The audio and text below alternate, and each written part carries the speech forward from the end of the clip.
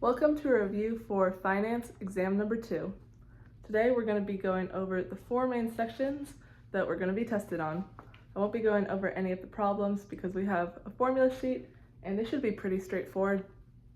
The main things that I think for me personally I'm going to need to study is the pricing models and theories. So we're going to be working on that today. We are going to go over the original capital asset pricing model. We're going to be going over variants of that.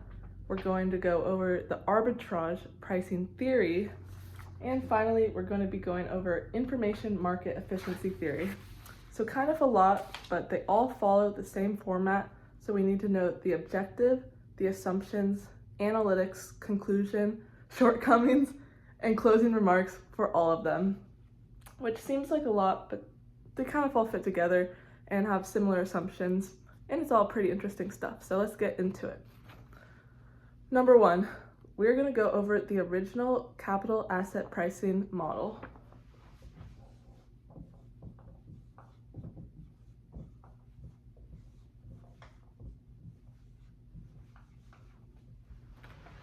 The objective for the original capital asset pricing model is to determine an asset's equilibrium price or required rate of return in a balanced market by using simplifying assumptions. And so a key word in that sentence is an asset's equilibrium price in a balanced market. That might have been more than one word.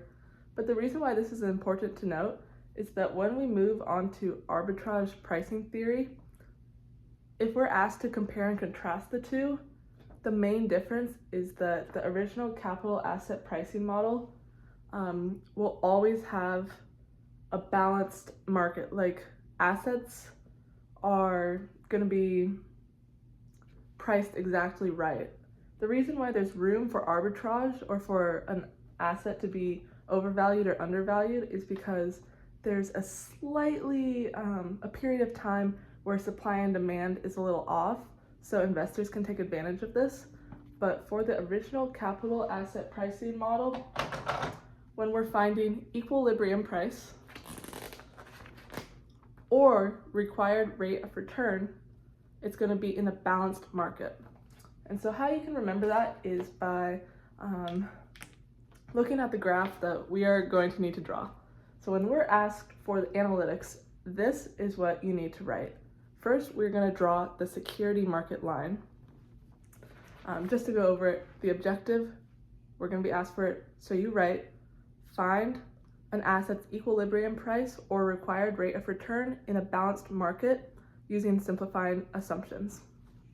That's the first answer for what we're going to be asked for. Next, when we're asked for analytics, draw this graph. This is the security market line graph, or the original capital asset pricing model graph, I guess. This line is going to be your security market line, and this little gap right here, RF, is going to be your risk-free rate. The reason why I go like this is because there really is no such thing as a risk-free rate or risk-free asset. But in this theory, one of the assumptions is that there is a risk-free asset, which is also a shortcoming of it because that's not realistic. But this little gap is your risk-free rate. And the reason you might be thinking, why doesn't it start at the bottom? Well,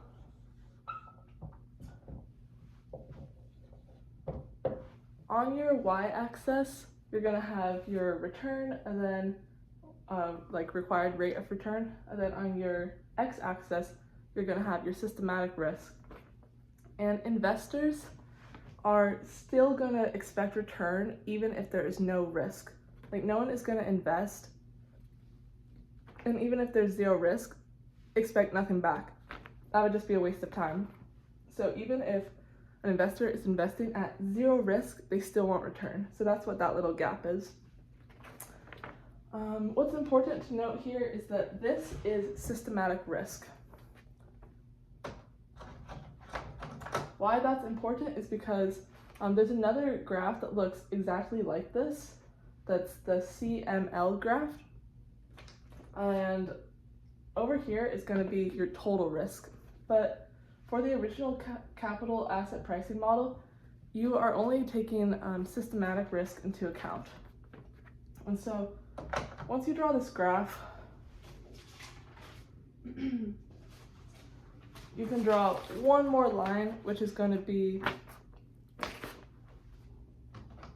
I'll do it in red, our security market line for amended capital asset pricing model.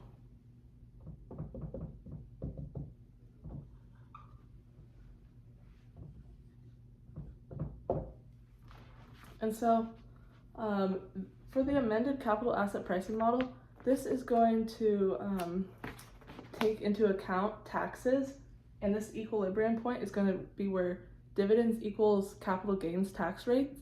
And the reason why it's a little higher up is because investors are going to want more return for having to pay taxes.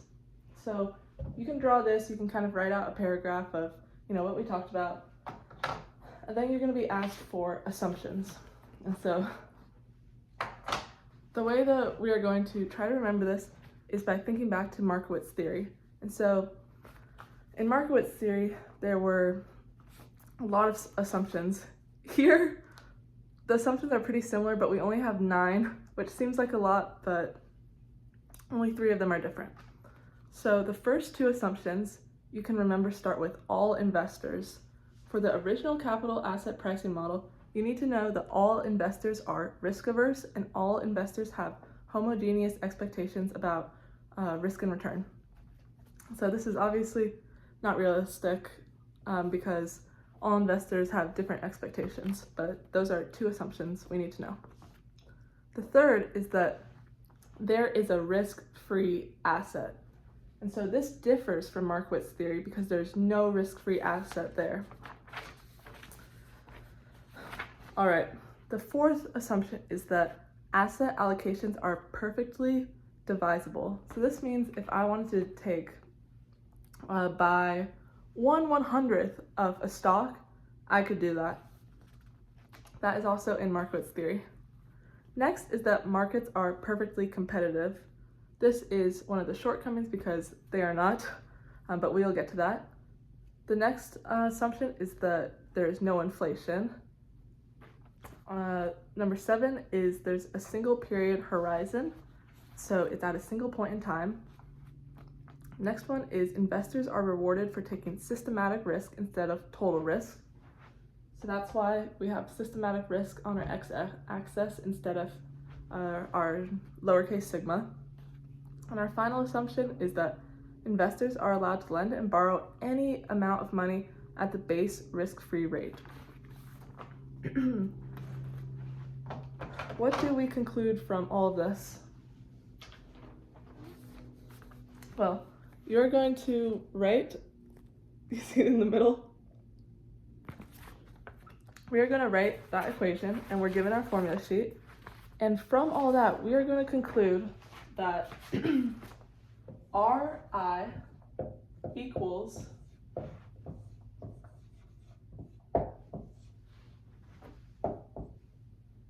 what this means is that your I stands for like your individual stock, so your common stock. The rate of return for your stock is a function of the systematic risk you take. So the more systematic risk you take, the higher return you should get. This is why this line is going upward. So that's our conclusion from this theory. Shortcomings, a couple that we talked about, but let me list them all here so it's a little clearer. Number 1, all investors do not have homogeneous expectations about risk and return. Number 2, there is actually no risk-free rate due to inflation.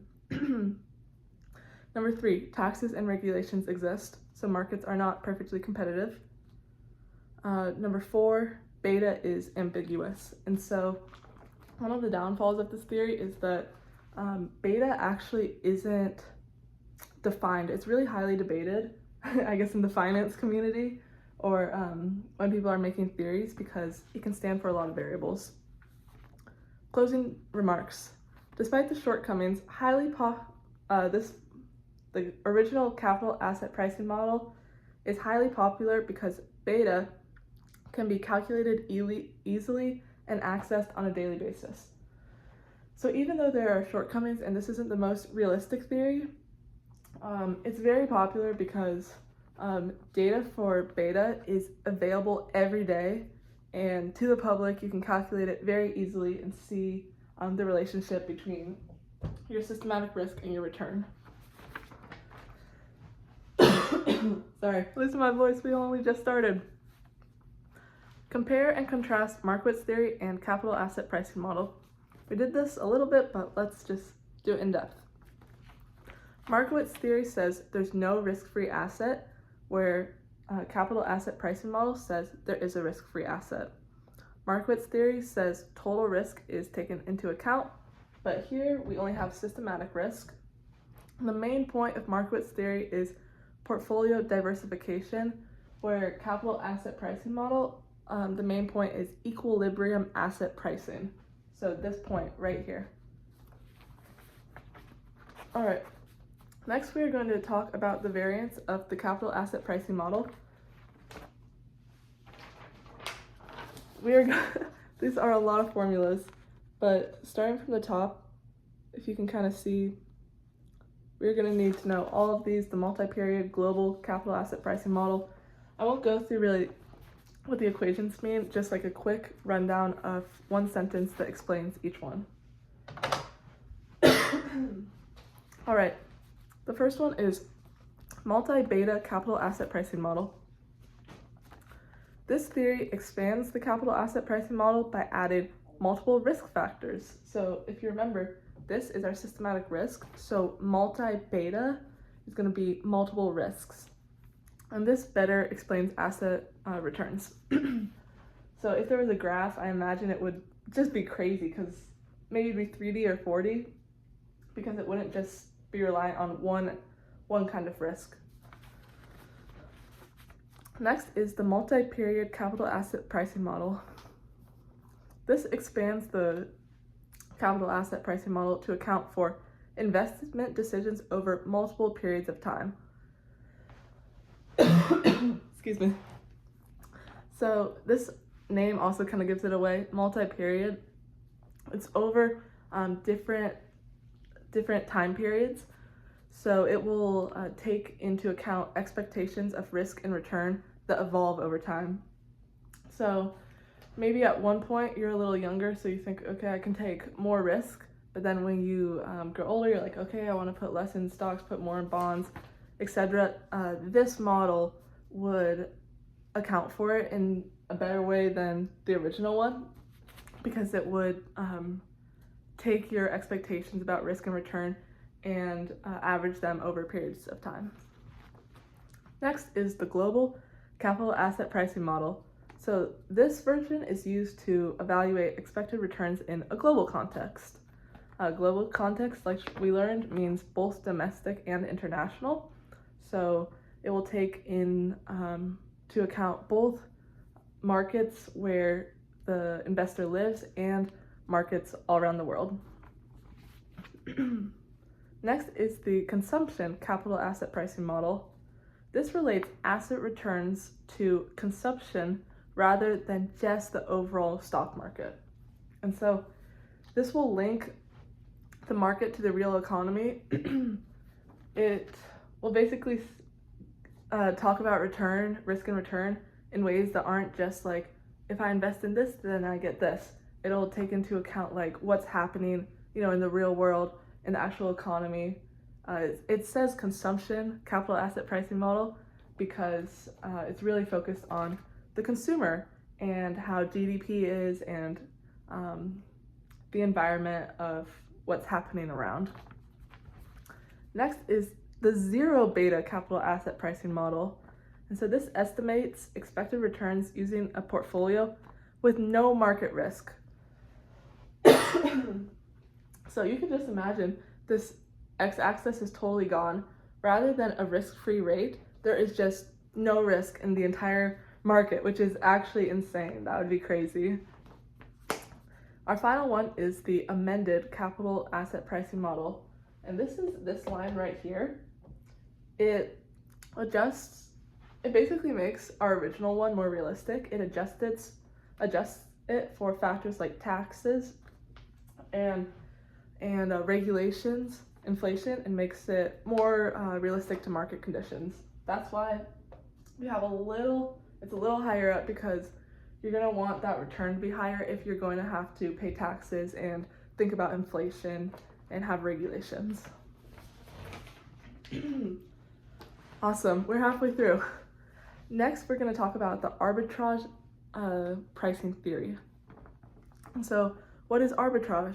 Arbitrage is a very temporary but very profitable opportunity where there's a supply-demand mismatch. And this allows one to gain a net positive return without additional systematic risk.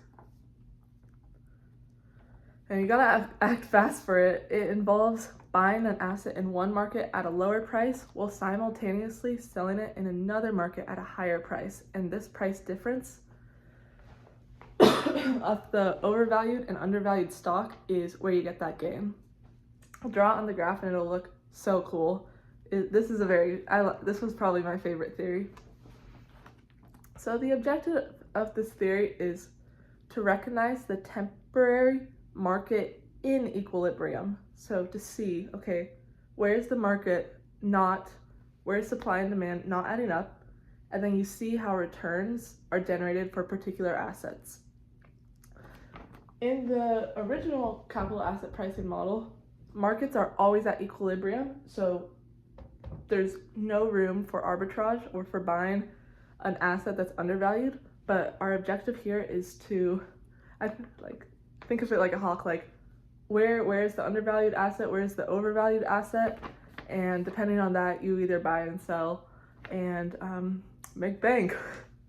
And so the assumptions for this theory is that all investors are utility maximizers for wealth creation.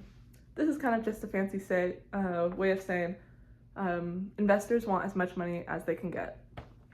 And so this is going to say the investors, if there is a undervalued asset, they are going to buy that one. It's not really taking into account like a lot of other factors like risk or where they are in their lives. It's just they're trying to maximize their wealth. Our second assumption is that all investors have homogeneous expectations about risk and return. You know this one by now. And our last one is markets are perfectly competitive, no taxes, no regulations, no interferences.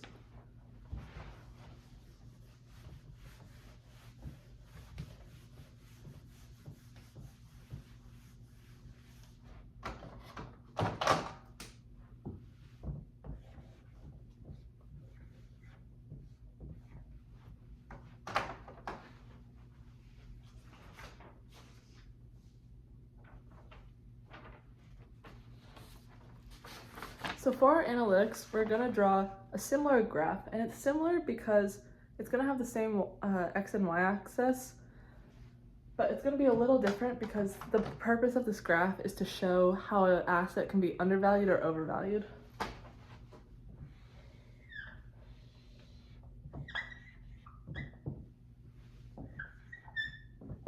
So we have our systematic risk and our required rate of return.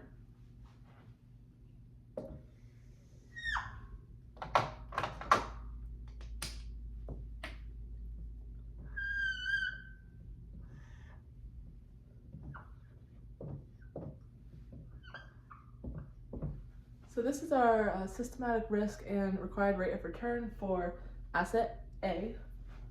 And we're going to assume they're equally weighted in the portfolio, so W equals 0.5.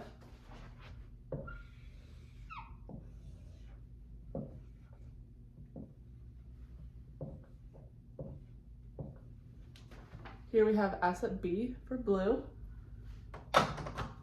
And then one of the problems that we're going to be asked with the equations is to kind of find the weights. So for the entire portfolio, if they're weighted the same, being W equals 0.5 and W equals 0.5, then it's just going to be a line in the middle.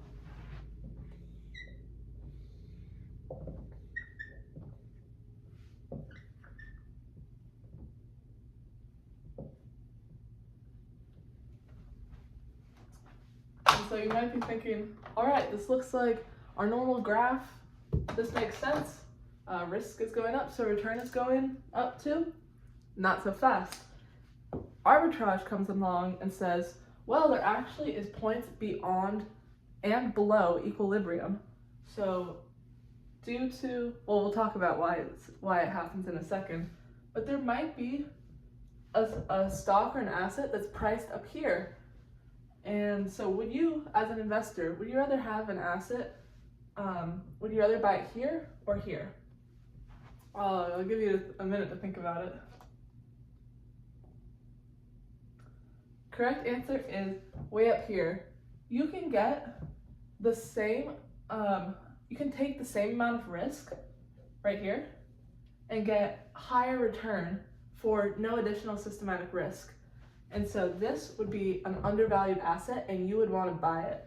So that's what arbitrage basically is. It's investors looking and saying, all right, this asset is priced too low for how low of risk it is. Let's buy it.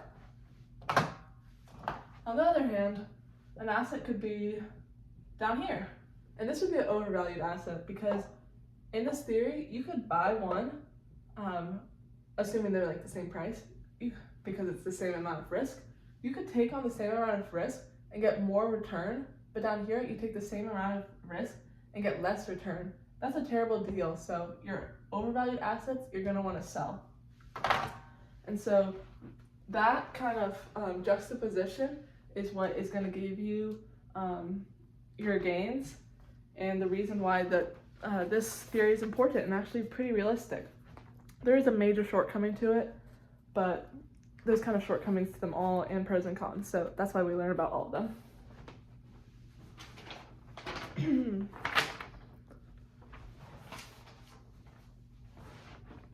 All right, one other thing we should know is for the analytics, you need to know that if inflation rate goes up, your stock price is going to go down, and then your required rate of return is also going to go down, and that means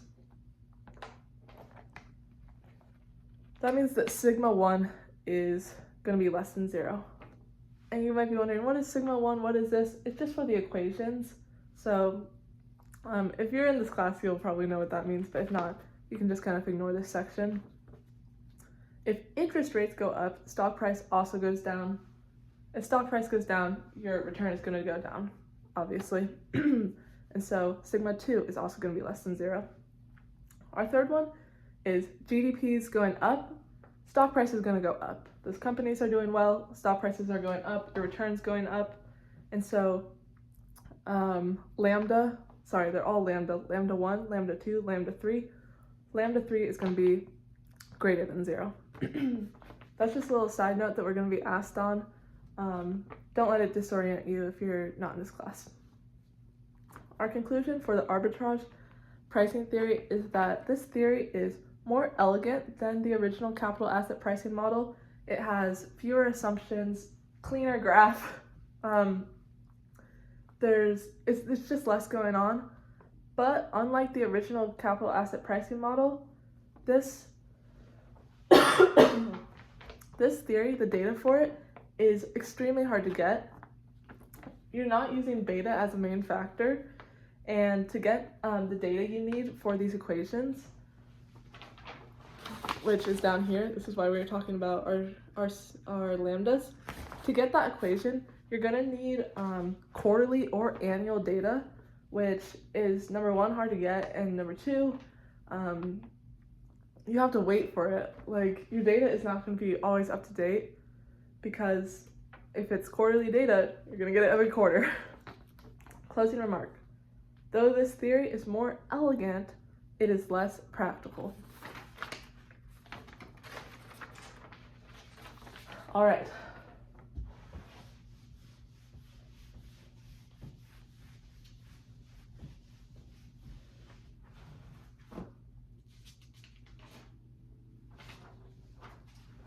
One final theory is the information market efficiency theory. This is a great place to end because this is the most digestible and intuitive theory. A little bit of information we need to know before we start, pardon me, is what kind of information is going to be relevant for this theory. So the concept of this theory is that asset prices are respondent to information. And everybody knows that. If you get insider information and you're like, oh, Elon Musk is gonna do a new space car that can go on Mars, then that is gonna affect Tesla's stock price. So this theory is saying that information affects asset pricing. And so what we need to know about the information that is released is, for this theory, for the information to count, it must be relevant, reliable, so our two R's, it has to be relevant, reliable, timely, and sufficient. And so relevant meaning it actually has to do with stuff, like it's not just random information. Reliable, so it's true or likely true. Timely, it's happening right now, which makes it relevant.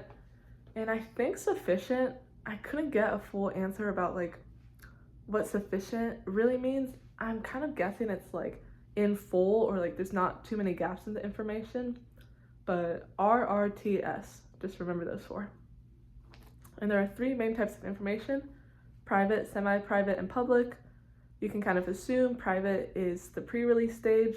Very few privileged individuals have access to this information, and if you do have access to this information and you buy stocks because of it, that's considered insider trading, which is illegal. Then semi-private information is information that is slowly released to the public. It's not insider trading, but not everyone has access to this information. Limited investors, and it slowly reaches the general public, either sometimes because it might be too boring to like make a news head, but it can affect stock prices, or it's out in the public, but you know, there's not a lot of buzz, there's not a lot of emotion tied to it. Those would be two examples of semi-private information. And then public information is information all investors have access to, no cost for this information, whole public knows it. The concept we talked about, it's the asset prices are affected by information. This means that the same asset will be traded at the same price at the same time across all markets. You might be wondering, how does that make sense if there's different kinds of information? Like, wouldn't that mean if some investors had access to private information, different assets will be traded at different times?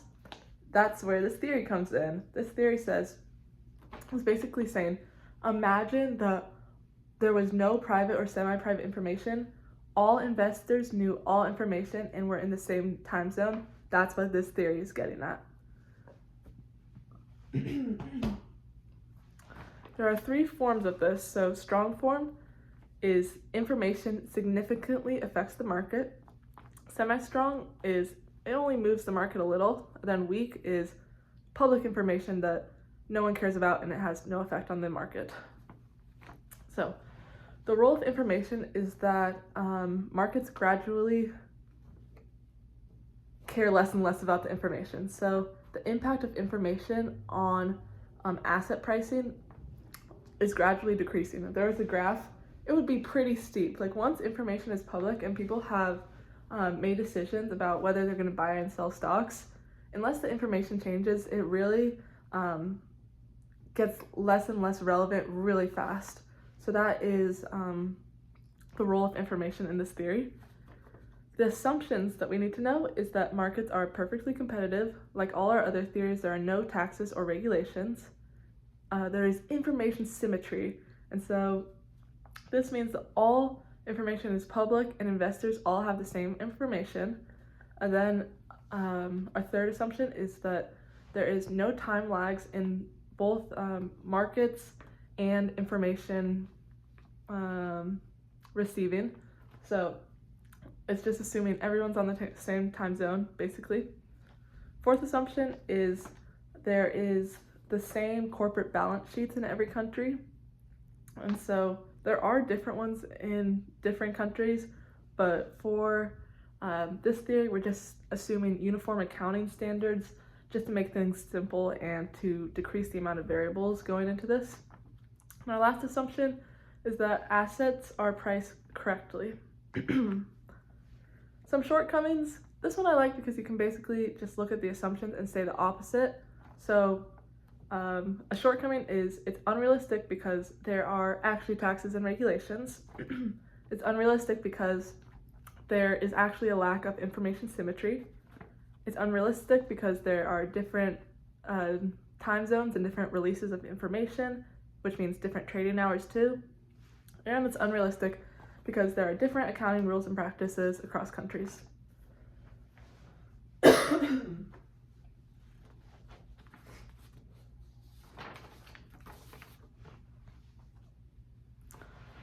All right, we have no graph for this one, but the final main thing we need to know is indicators of market inefficiency. So basically some reasons why markets are inefficient. What we just went over was kind of shortcomings of the theory, but this is like real life, why are markets inefficient? So number one, overreactions and underreactions to rumors, like the information that you receive. Sometimes it's like, oh my gosh, let's go buy crypto. Or it's like, oh, like Berkshire Hathaway just released a new stock. Like both the overreaction and underreaction will lead to market inefficiency. Irrational exuberance due to momentum investing. This is similar, but it's like if you were having a lot of luck in your investing, you're like, okay, I'm putting all my money in metals, gold is going up. It's not necessarily due to information and rumors, but just from investing and from success you've had. That leads to market inefficiency because it like leads to major like uprisings of demand that are not natural. Next is bandwagon effect reflecting rumors. So similar to our former two, it's not necessarily rumors like, oh, Tesla's releasing a new car, but it's just like, oh, everyone's buying Apple stock, and then you're like, oh, I better do it. That also leads to market inefficiency.